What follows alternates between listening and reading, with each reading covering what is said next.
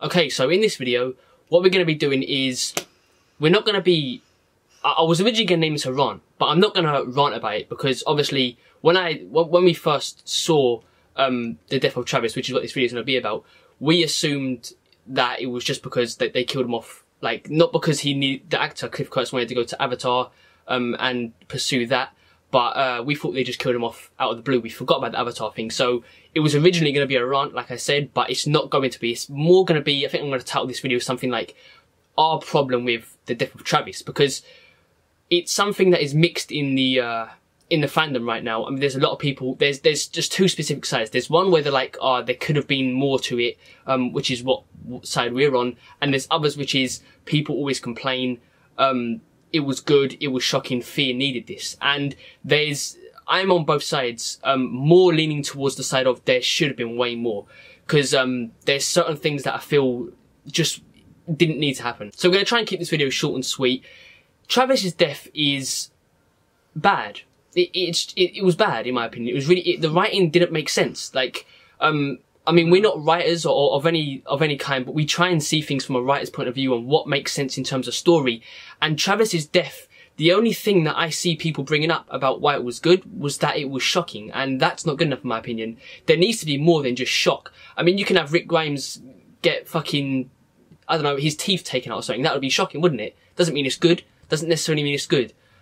Just because it's shocking, it doesn't always mean it's good. So on to why it was bad. First of all, it completely sort of renders Chris's death pointless. Like, the reason Chris died was to progress Travis, only to have Travis die 2 episodes later. There was no need for it. There honestly was no need for it. I understand that at the time they didn't know that, I believe they didn't know Cliff Curtis was going to go to this, they had this Avatar deal, but it seems like they don't think about things like that. They forget about things like that. So first of all, it's Chris's death. Completely pointless. Like, if you go back and watch the scenes with Chris and Travis, you just can't help, well, in my opinion anyway, I can't help but think this all led to absolutely fuck all. Like, it didn't progress any other character apart from Travis, and then Travis died in a ridiculous way. Now, don't get us wrong.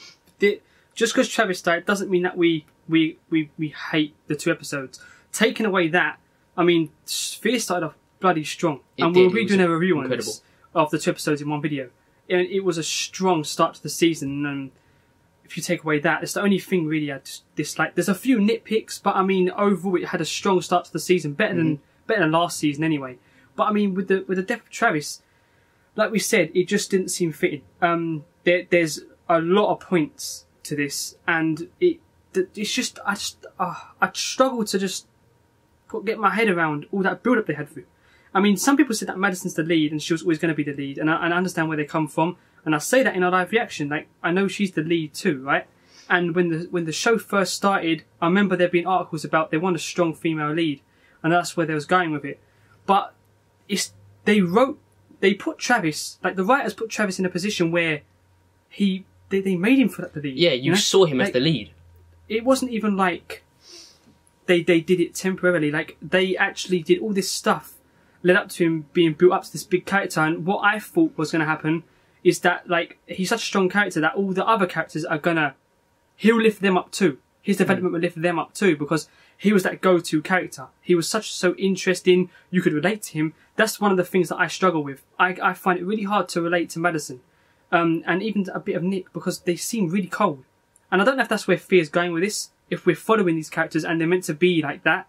But Travis just seemed to have that kind of innocence in him, even though he was changing a bit. He had that thing into him. He had that thing to him that you could relate to, that a main character should have.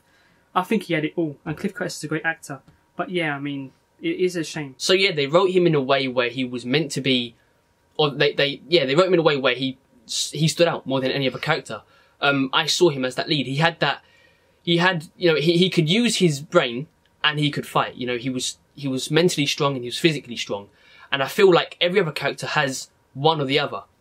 I feel like Nick is sort of it would be more on the mentally strong side, but physically, he would get his ass kicked if it come to like a bandit group or something like that. Same with Madison. She doesn't have that feel to her, but, you know, Travis had that. I wouldn't say that all this can change. It can, but, you know, for the time being, Travis had that Rick feel to him, that Lee Everett feel to him. You know what I mean? That main character feel to him. He had that character feeling to him where he could carry the show for a bit. Like, when I tried to explain it, like, the character, it felt like other characters could bounce off that development and make them stronger. Like, I was looking forward to seeing Nick and Travis, and even Alicia and Travis, just kind of, because they're all dysfunctional at the beginning of like the first season. I was looking forward to just seeing much more of that. We didn't get to really see it in season 2 because they split up a lot. And like, I don't know, it felt like he was cut short. His story was completely just cut halfway through development. That's what I felt like. So they had all this build up for Travis, even in the premiere. Like the premiere, they had build up, they had character development for Travis. He took out a pit of walkers with his bare hands. And like I said, I'd argue, and many would disagree with this, I'd argue Travis is physically stronger than Rick. Like physically stronger than Rick. I mean, he's physically stronger. I see him as physically stronger than a lot of our core group in The Walking Dead, because think of characters that will take out a pit of walkers with their bare hands. And with, like, he had, 10 walkers come at him at once, and he wasn't bitten. Like, we thought he was bitten, so we thought maybe we can't really compare him. He wasn't strong. He wasn't physically strong because he got bit in the process, but he didn't. He took out all those walkers with his bare hands. So, like I said, I'd argue, and many would disagree, this is just my opinion, I'd argue that he's stronger than Rick Grimes physically, because every fight Rick's been put in, he's got his ass absolutely kicked. Like, I can't think of a fight he's actually won. People said that he beat up Tyrese, but he didn't. Like, Daryl was holding Tyrese back, and he got a punch on him, a lucky punch. So, you know, Rick always loses fights, but Travis felt really fucking strong, and it's such a loss in my opinion. He was smart, he was strong, and he could fix things. Like, he fixed the boat engine, for example, and all of that stuff. He just had everything in one. He had that stuff to him, didn't he? I mean, the character was great, I think. I mean, he was just one of those characters that, in my opinion, if they would have carried on his story, I know why they could have been an iconic I know character. He had Avatar coming up, and whether it was a decision to kill him off or not, like, taking all of that out, I mean, he just felt like it could have been done differently, I suppose. But if they had no choice and they wanted to kill him off, I mean, I understand why they'll just go with a shocking death, because, I mean, it would get people talking and it would start off strong with the season, you know? So I could understand why they would do that if they felt, you know, Cliff's going to do Avatar and stuff, you know, we're going to do a death, let's make it really shocking and get people talking. So I understand that. So our main points are that when you go back and watch episodes that are heavily focused on Chris and Travis, you think, what the fuck was the point in this? Because there wasn't really any payoff at all. Travis literally died 2 episodes after or so, and it just makes you think, why did this happen? Like I said, I know they probably had to kill off, like 100% had to kill off Travis, but there could have been a better way. I would rather, not even a build-up, I don't care about build-up. There's a certain way to deal with characters like that, and I mentioned this, I've brought this up many times, but a character like Glenn, he was a huge character. They killed him off in a shocking way, a way that had no build-up, like, towards his specific character dying. So it had everything in one, and it was gory. So you had all 3 in one, and that was why it was such a genius death and so perfect. With Travis, you just had the shock. And that's something I really don't like when writers do that, is they just do it specifically for shock value. I feel like they could have had, and I was talking to our friend, Dawn of the Walking Dead, he was telling us, and he came up with a great idea of how he would handle it. Obviously, this is if Cliff Curtis wouldn't have gone and signed this deal with Avatar, but it would have been perfect if Madison had died and Travis had been left to look after Nick and Alicia. It would have made the story much more interesting, in my opinion. You would have had a much closer bond. Then you would have Travis, who would sort of get a second chance of bringing up, not necessarily kids, because they're not necessarily kids, but raising Nick and Alicia, which is something he sort of, I guess, failed to do with Chris. Yeah, and it was dysfunctional at the beginning of the story. So, I mean, that would have been great. Just thinking of that is kind of depressing, because it would have been so good for the story. And, like, Travis would have had to deal with so much, you know, going through, like, losing Liza, losing Chris, losing Madison. Then he's got to protect Nick and Alicia, and Nick's already kind of got that. He's kind of a loose cannon. So it'd be really interesting seeing them two. That would have pushed Alicia's character super far. That would have pushed Nick's character super far. Yeah, it would have pushed Travis. That would have affected all characters. Yeah, it would have affected all characters, rather than just one. Because I wouldn't say that Travis had a huge effect, or any effect at all, on Nick and Alicia. Because, you know, Alicia kind of, because she's sort of. I mean, but they've already lost their actual father. Like, so they've dealt with worse. They've dealt with that before. So it's sort of like they expected it to happen. They've dealt with it before. They know how to get over it. But if their mum died and Travis lost his wife again, it would be like it'd be fresh for every character, and you'd still have that strong lead who has brains and who has physical strength. So, you know, that was a great thing that Dawn of the Walking Dead come up with, and I totally agree with it. It would have been much better if Madison died, but obviously you had to have Cliff Curtis die, the actor of Cliff Curtis, his character Travis. You had to have him die because he was going on to Avatar, and it had to happen. I just felt like they could have done more with it, and I wish because they knew at the time, obviously, they knew at the time of filming episode 1 that he was going to die the episode after. So why have that shot of him on the helicopter? Why have him take out the pit of walkers? Why have that development? Him being the main character of episode 1, basically. Him being in the spotlight of the episode. Why have that?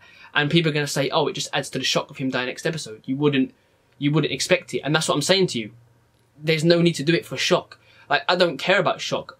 I want more to do with the story. If it helps the story more, that's all I want. I don't really give a shit about shock. If you can add in shock in there somewhere, then that's obviously even better. But, you know, I just don't agree with the fact that shocking makes good story, because it really doesn't. I do think it would change Madison or make her more developed, I suppose. And maybe, like, because look, we're at the beginning of the season, and even though we disagree with it now, stuff could happen in this season where it's like, you know what? They are doing quite good, like, stuff's going well. But I mean, as of right now, and the end of the episode where Madison's like, we're going to take this place over, like, we're going to in our review, but it just, I don't know, I just don't feel like it should have happened. It's just one of those things. I mean, there's probably a lot more ideas that I had for this video and that I can't exactly think of right now, but there's many reasons why we had a problem with it. But you know what? It's a show. Let's just enjoy it. Let's see where this goes. I'm still excited for the season. It started off with a bang, and like, it's got people talking. It's got us doing a discussion video of this. I remember we did a video a long time ago, absolutely terrible video about will Travis adapt. We did it ages ago during end of season 1, because he wasn't adapting. He was trying to like communicate with walkers and stuff and getting close and stuff like that. And like, we was like, will he adapt? He might die in season 2 if he doesn't adapt like this. And I thought he would die in the beginning of season 2.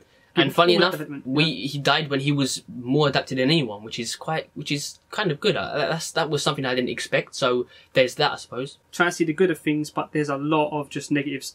Overall, his story felt cut short in half. Yeah, like, it didn't feel handled well. It was like a sort of Andrea scenario where there could have been way more to do. There could have been so much more, and like Andrea's death, it felt like it was just done for shock value. There was no specific reasoning behind it.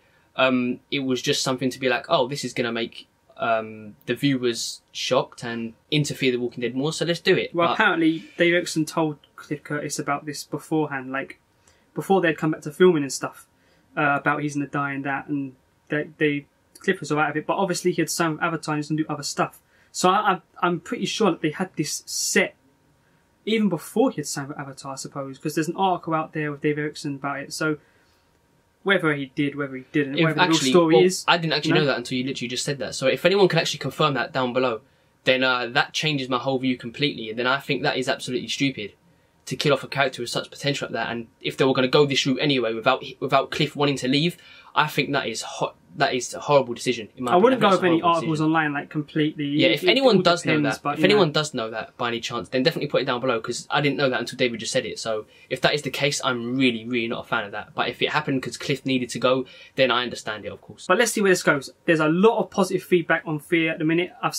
We used to see hate in season 2. There's a load of hate about it. Yeah. About I can't get into Fear, blah blah blah. Now there's a lot of positive stuff saying it started with a bang. Fear's great, and a lot of people did like the shock death, which I suppose is alright. So let's just see where this goes. Hopefully it just characters adapt and stuff, and we can move past this and look back at it and think, you know what, his character did get cut in half a bit, but it paid off. You know, it kind of they went somewhere with the story that's positive. I'm still going to give this a chance. So tell us what you think down below. Not everyone's going to agree with us, of course. There's going to be disagreements. That's what this channel's about. It's discussed today, isn't it? So, you know, you go in the comment section and we discuss it.